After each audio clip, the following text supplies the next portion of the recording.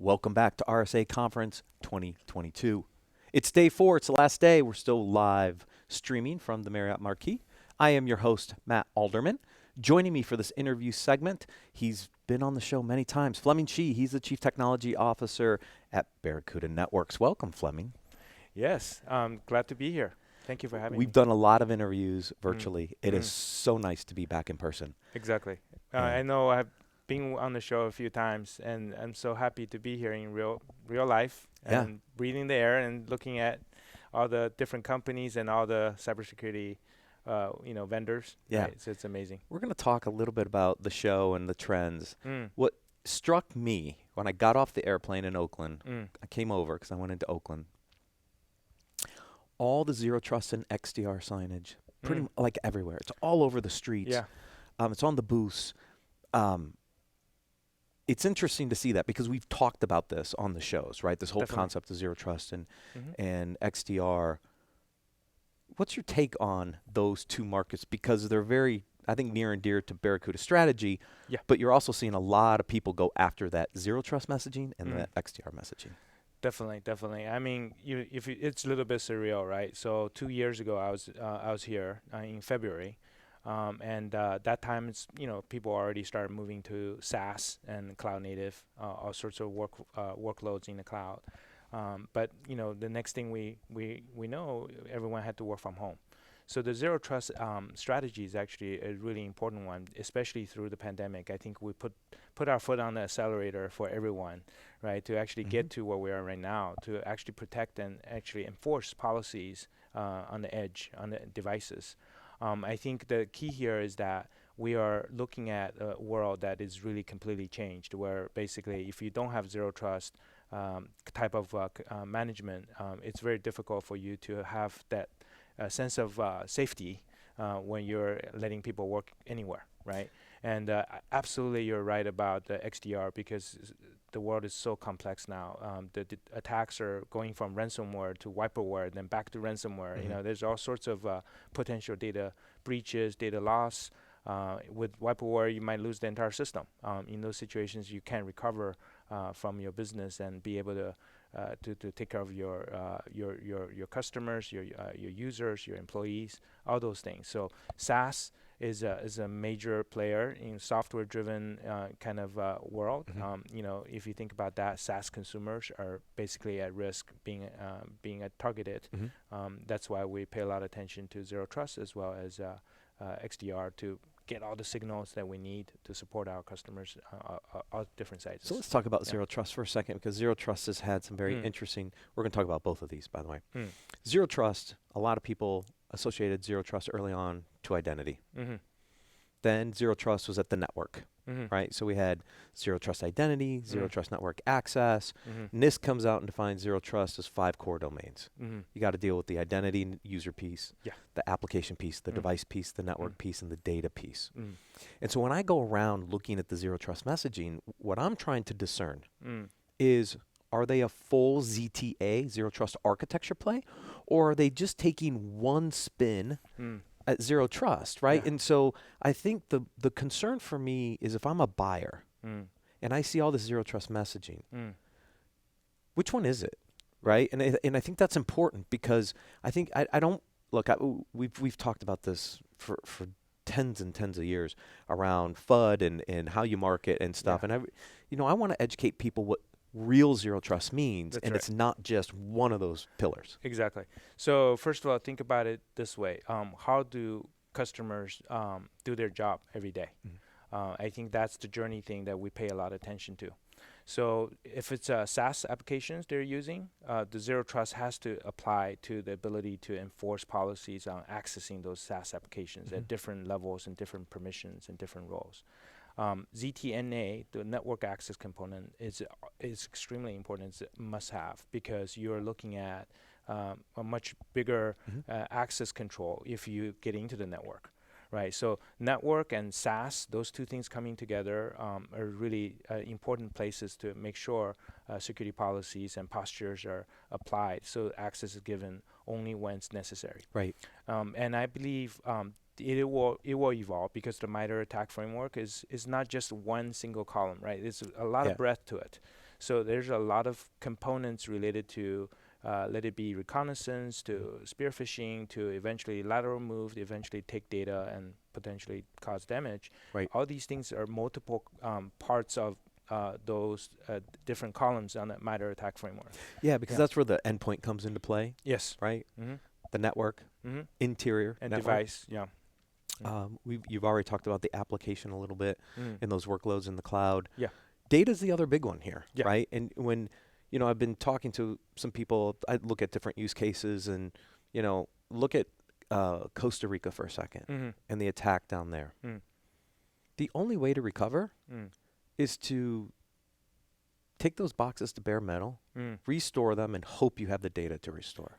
Right? I mean, we talked about the whole malicious wiperware side of this on That's right. Enterprise Security Weekly a few weeks ago. Yep. But that's, if I don't have those data backups, if I don't have that stuff secured, the only way is, do you really want to lose all that data? So, I mean, data plays a big part into this whole zero trust architecture as well. Absolutely. And remember, data is really, we have lots of data. And so this is why it's important to understand what data you have. So you focus on the ones that's really high risk, highly sensitive. So for instance, if you run through like a data inspector type of tool that we have, you will be able to identify the components of, basically the departments of data that is really important for you to keep and make sure it's not only stored in one physical device or maybe a group of physical devices, but also it's backed up, encrypted, all those different forms of protection. But generally speaking, you're absolutely right. If you split compute and data, then you can actually identify what type of data you really need to protect at the highest priority. Then you can figure out how to apply your strategy, because the recovery time objectives are getting shorter and shorter because our business is always constantly running all the time. Yeah, right. So in order to be that way, you have to be able to spin up another compute, put the data back, and start working again, right? And understanding what data you have is critical. Yeah, absolutely. Let's switch to XDR for a second. Yeah. XDR is an interesting area. Analysts define it slightly differently. Forrester says you need to be an EDR to be an XDR. Gartner does not make that definition. You see lots of XDR messaging out there. Yeah. And so again, back to zero trust. Like, how do you educate people what XDR is and is not, right? Because if it requires, and I think this is where zero trust architecture and XDR come together, I think. If I am doing full zero trust architecture around those 5 core pillars we talked about, and I'm looking for prevention detection capabilities, and then I'm integrating that into a holistic extended detection response platform, then I have the data I need to prioritize where I need to go do forensics and remediation work. Do you see it the same way? I think if you think about XDR, it cannot be really a vendor-specific play. It has to be more of a open type of play. So Open XDR really is really standing for that, is that you're able to ingest data from different vendors, different attack surfaces, and make sense out of it. And really, you have to lift off from the depth you're always in for efficacy, right, in the MITRE ATT&CK framework. Right. But you have to really get to the place where you're able to correlate the data, understand the attack chain, understand where the attack is happening and which stage it's in, and what type of damage you will have, and be able to predictively sometimes to be able to stop the attack. So I think if you're someone looking at this technology, first of all, analyze how much resources you have, and being able to really master the XDR tool that whichever you're getting.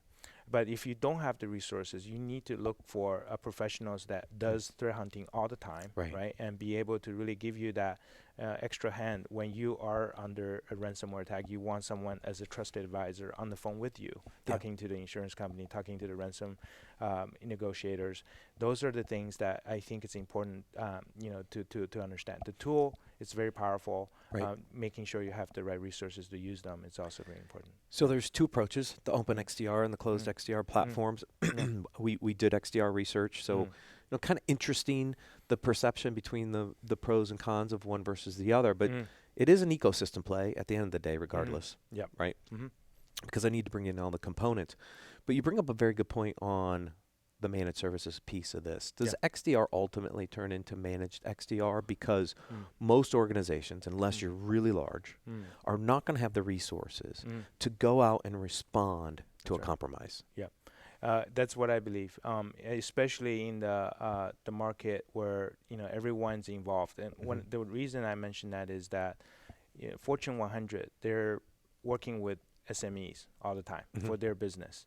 So you don't want little windows, little doors, or any window or any door to be vulnerable, right? So to have that level of coverage on any business at any size, it's important. And a lot of times, when you're looking at a customer profile, or maybe just self-assess how much capability you have in threat hunting, in response into these attacks, especially municipalities, smaller businesses, schools, all these guys need some extra help. So managed XDR or even a service provider are likely going to be the right people for you to solve the modern attacks. And that's where an open XDR solution potentially plays a little better. Absolutely. Because it allows you to integrate different endpoints, different networks, different et cetera into the overall stack. Because because how many customers are all one platform? Exactly. Right? That's you got it perfectly. That the way you think about open XDR is that you have to open up to all different signals. Then remember the R part. Right, the R part is the response. So you have to have API-driven sort of components to fit in, so you can actually get the speed component of the XDR. So if you're able to stop the threat quickly, even automate some of those response, that's basically advantage against the bad guys, right? Yeah. No, So absolutely. I mean, there are certain use cases I think you can remediate and automate around. Yeah. Isolate a box or get it off the network if it's infected. But somebody still has to go out and do the forensics, clean it up. That's right. Put the data back, right? And so some things can be automated, and I think other things are going to need just bodies to go do the work. Definitely. I think the open part is nice because certain parts of what you use for your business may not have a API-enabled component. Then you can figure out how to augment that. Right, so you can add the R component into this open XDR kind of concept more easily if you're working with all sorts of different vendors. And this is why we invested a lot into sort of an open XDR concept and actually offer it through a MSP kind of model. Yeah. Oh, that's great. Let's talk about a couple other segments real quick. Attack surface monitoring, picking up some momentum in the space. We've seen continuous penetration testing and that kind of correlating with attack surface monitoring. A lot of people don't know their external threat and risk profiles. Where does that market go? What is Barracuda doing to address aspects of that?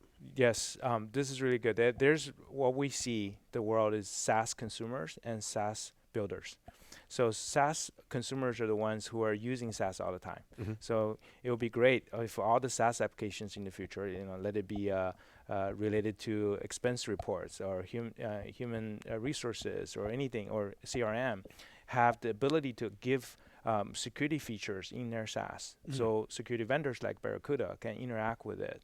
And based on posture and all those things, it would be super awesome, right? So think of CSPM for the SaaS app. Exactly, and that's why it's called. I think Gartner calls it SaaS security posture management. Right. Yeah, but the SaaS builders, SaaS applications have to have those features to actually allow this type of interaction. Exactly, and also posture management of those SaaS applications. Then the SaaS builder side is really important. The ABC for application security is changed, right? So you now have APIs everywhere. So A is API, B is really botnets. There's so many bots out there scraping and looking for possible vulnerabilities so they can get in when you're not looking.